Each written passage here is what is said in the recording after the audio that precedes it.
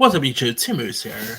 Now, I'm actually doing videos of my top 10 best and worst movies of each year. Now, a couple of days ago, I did do my top 10 best movies of 2010. So now is the 2011 one. Here are my official top 10 favorite movies of 2011. I remember watching these movies in the years back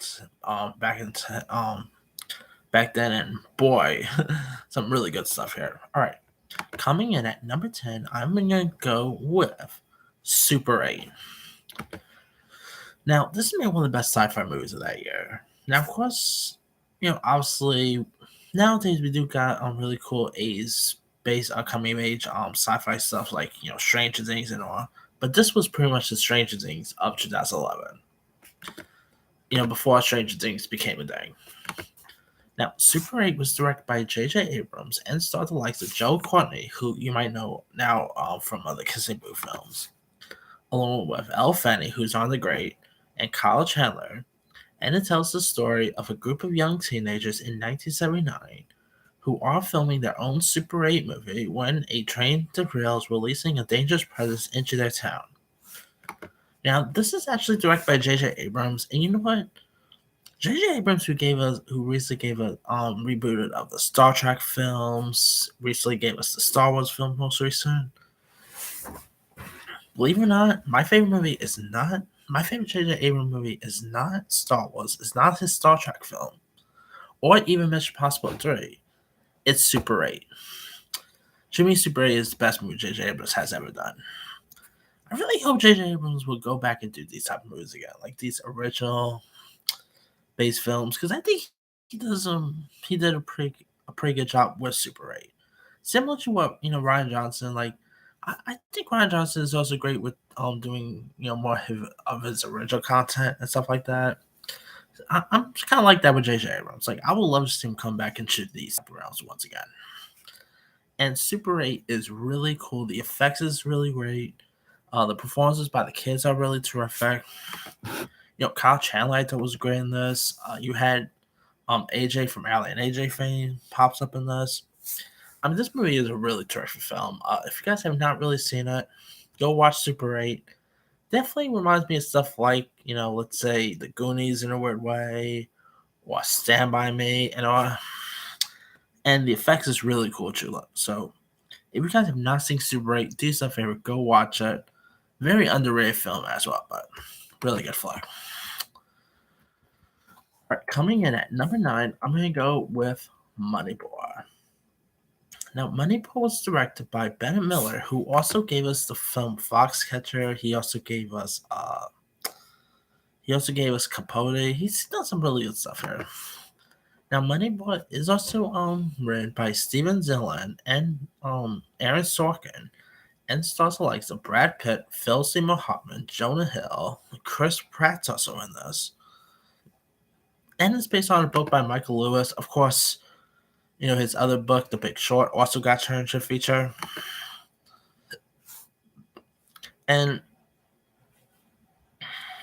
the film does see being played by Brad Pitt and assistant general manager Peter Brand, played by Jonah Hill, faced with the franchise's limited budget for players, build like a team of undervalued talents by taking a socially faced cybernetic approach to scouting and analyzing players. And of course, you got Phil Seymour Hoffman as an art house. You also had Robin Wright was also in this. I mean, it is a really decent inspirational film. Of course, Jonah Hill scored his first Oscar nomination for this. I think Brad Pitt also got nominated, if I'm not mistaken. I believe this also got nominated for Best Picture, if I'm not mistaken, too. Moneyball is excellent. It's really terrific. Great performances all around. And of course, Brad Pitt will go on to star in another Michael Lewis-based film adaptation, which is of course The Big Short, which is also terrific too. But yeah, Moneyball is a really good one. All right, number 8, I'm going to go with 50-50. Now, this does star Joseph Gordon-Levitt and Seth Rogen, and it's directed by Jonathan Levine, who's directed movies such as The Whackness. He also gave us, what else did he give us? Oh yeah, The Night Before, which also had Rogen and Levin in it.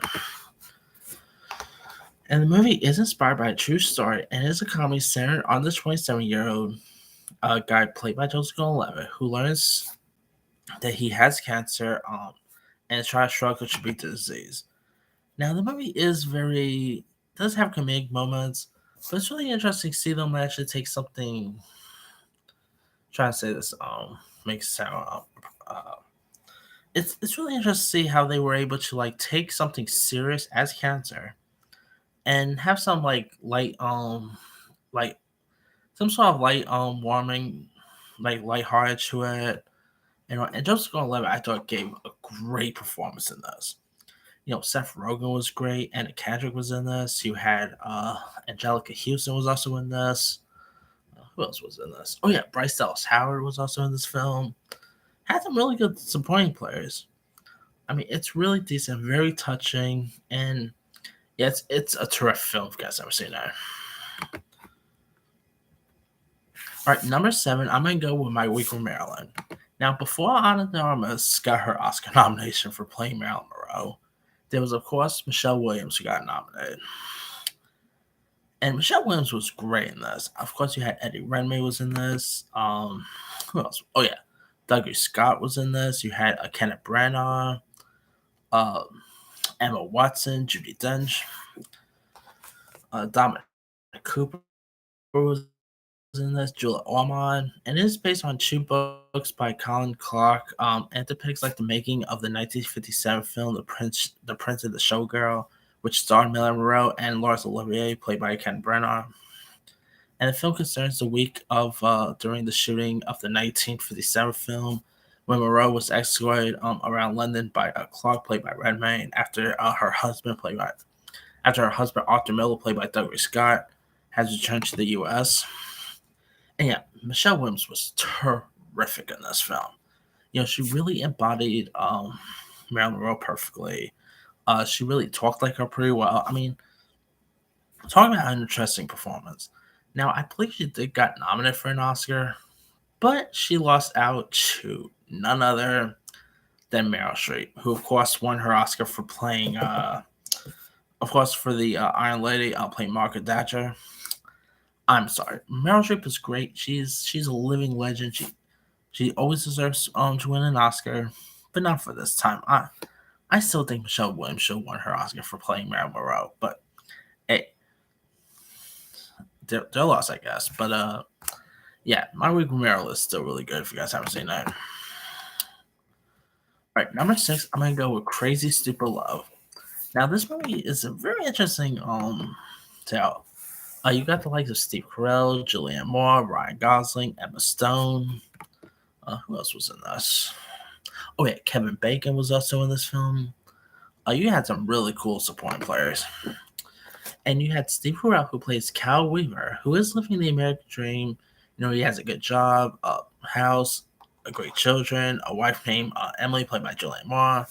But his like perfect life unravels, and he ends up learning that his wife has been unfaithful and wants a divorce. And over 40 and only single, he drove to a fickle world of dating, and of course you have Ryan Gosling's character Jacob Palmer, who's a self-styled player who takes Cal under his wing. And of course, this was the first start of a chemistry between Ryan Gosling and Emma Stone, who would go on to work together in stuff like I'll say La La Land, Gangsta Squad, and on. And this is really a terrific film. It's really funny. It's really heartfelt. Definitely one of the best romantic comedies in the past number of years. And of course, this is also directed by the same guys who also directed episodes of This Is Us. It's a really good film, really heartfelt. Ryan Gosling, of course, he's actually in this list, not once but twice. So I got you that a separate list, I should say. And of course, the twist and turns around this is really insane.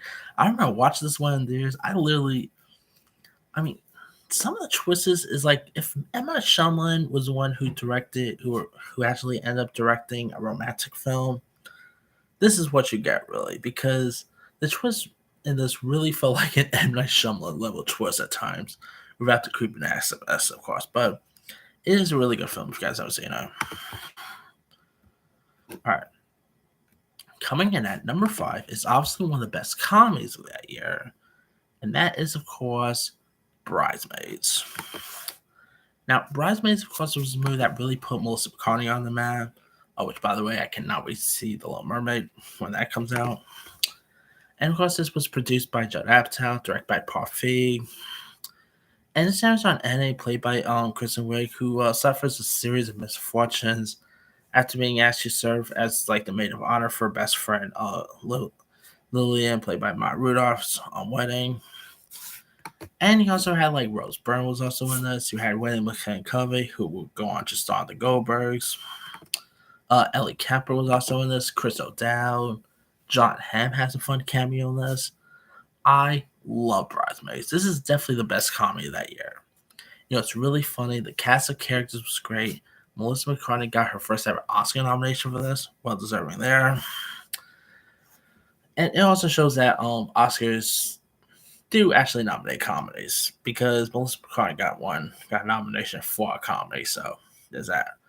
But yeah, this is really funny, really so raunchy. Like the dress, of course, the bathroom scene. You guys know what to talk about. The poop bathroom scene always cracks me up. I still really not a sequel, but I still really wish Universal and Gang would actually do a Bridesmaids spin-off of Melissa McCarthy. I mean, I'm so surprised they never done that. Like, I would even be more down for a spin-off of Melissa McCarthy's character rather than a sequel. But they never done it. But hey, Melissa McCarthy was so great in this. Like her scenes with her real life husband Ben Falcone is one of the funniest scenes in this whole movie. Like the airplane scene cracks me up. The ending scene. I mean, if you have not seen Bridesmaids, do yourself a favor, go watch it. This movie is a hoot, man. All right. Number 4, speaking of Ryan Gosling, number 4, I'm going to go with Drive. Now, Drive, of course, starring Ryan Gosling, directed by Nicholas Winding Refn. You got Bryan Cranston, Christina Hendricks, Ron Perlman, the always great Albert Brooks. Drive is terrific. You know, one is based on a novel, and it stars Ryan Gosling, who plays this unnamed Hollywood stunt driver. I mean, still to this day, I still don't know who his character's name is. He's always just referred to as the driver. But he's this Hollywood stunt driver who moonlights as like a getaway driver, and he quickly grows fond of his neighbor Irene, played by Carey Mulligan, and her son Benicio. And when her departed husband Standard, played by Oscar Isaac, is released from prison, the two men take part in what turns out to be a botched million-dollar heist that endangers the lives of everyone involved. I mean, the violence in this scene in this movie is insane. Like the scene where, like, a bit of a spoiler, but there's a scene where Ryan Gosling is like just stepping on someone's foot as if it was a pancake. I'm like, dang, that was one of the most violent scenes I've ever seen in a non-horror film. That is, but yeah, Ryan Gosling to me is maybe the best performance he's ever given. No, I mean I've always liked Ryan Gosling. I've always found him to be a good actor. But you know what? Drive is really the movie that really made me become more of a fan of his acting. Like Ryan Gosling is always these actors who just he always feels he's only on screen because he's just a good looking guy and everything. Nope, the guy has range, and Drive shows it. And of course, I still don't know why he did not get any Oscar love for this because he was so good in this movie. You know, Albert Brooks was great. I believe Albert Brooks did got a nomination, if I'm not mistaken. Ron Perlman was great in this. I mean, this movie is so good, man. Great action, really entertaining. If you guys have never seen Drive, go watch it.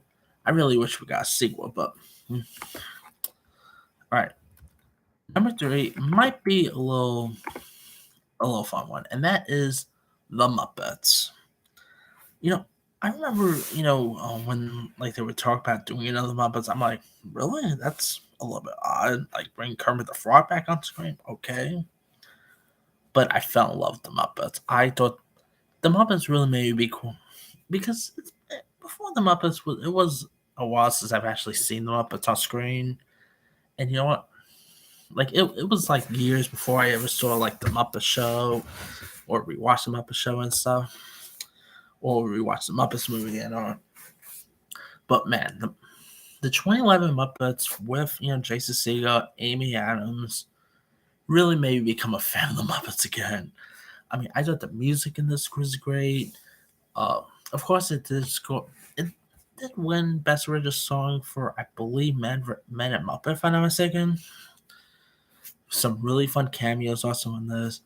Directed by James Bobbin, who also directed that Dora movie a couple years ago. He did Alice Through the Looking Glass. Not a bad director there. I mean, yeah, The Muppets is really terrific, really fun, really entertaining. Really brought back what made the Muppets so great and unique, and I just adore the 2011 one. Now they also did the 2014 sequel, which I admit was a step down of this one, but I still enjoyed the 2014 version. And of course, the new Muppet they introduced, Walter, definitely becoming a new fan favorite in the Muppet space. So there's that show. All right, number two, I'm gonna go with Warrior. I'm not really much of a sports guy or anything like that, but I really enjoyed Warrior. Of course, you had like Tom Hardy was in this, Joe Egerton, Nick Nolte, who I believe scored his a Oscar nomination for this, if I'm not mistaken. Warrior is a terrific film. Of course, you had Frank Grillo, Brian Callen, Jennifer Morrison, and it stars Tom Hardy and Joe Egerton, who plays two strange brothers, whose entrance into the mixed martial arts tournament makes them come to terms with their lives and each other and all. And the performances by Tom Hardy and Joe Egerton was great. You could really buy them as brothers. The fight scenes are terrific. I mean, of course, this movie it sadly did not really do so well, but because I feel like this movie also got released around the time where like MMA was not really as popular as it is today. And I feel like if this movie got released today, it probably would have gotten more love and everything because MMA I feel like is more popular in today's society than it was when Warrior got released. But Warrior is still great. Of course, there is a TV show coming from I believe Amazon, if I'm mistaken. So that should be interesting to see. If you guys have not seen 2011's Warrior, do yourself a favor, go watch it. It is terrific. And my number one favorite movie of that year is none other than The Descendants. And no, not to be confused with the Disney Channel movie or anything like that. This one, of course, was a film that was directed by Alexander Payne, starring George Clooney. The film that really put Shailene Woodley on the map. I mean, The Descendants is terrific.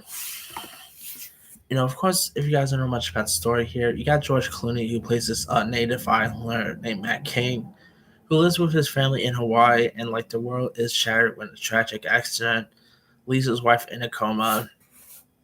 And not only Matt must struggle with the stipulation in his wife's will that she will be allowed to die with dignity, but he also faces pressure from relatives who sell their family's enormous land trust here. And of course, he also found out that his wife was also cheating on him as well, with Matthew Lillard, by the way. So there's that.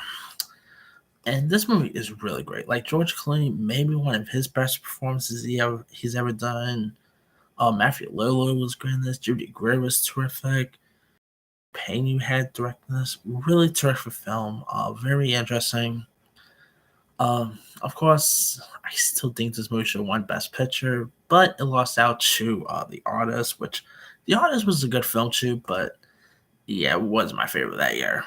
But that aside, The Descendants is still terrific. Of course, I still think George Clooney should have won, but he lost out to John, the lead guy from The Artist. John, I think his name is. So there's that, but it's still a really great film worth checking out. Definitely one of Alexander Payne's best. One of George Clooney's best performances. Really terrific if you guys have seen it. But that's pretty much it there. Here is my quick rundown. All right, number 10, Super 8. 9, Moneyball. 8, 50-50. 7, My Week with Marilyn. 6, Crazy Stupid Love. 5 Bridesmaids, 4 Drive, 3 The Muppets, 2 Warrior, and number 1 is The Descendants. Well, and there's some other ones I probably could have added too. Let me see. Some of my honorable mentions I could have added. 11 movies.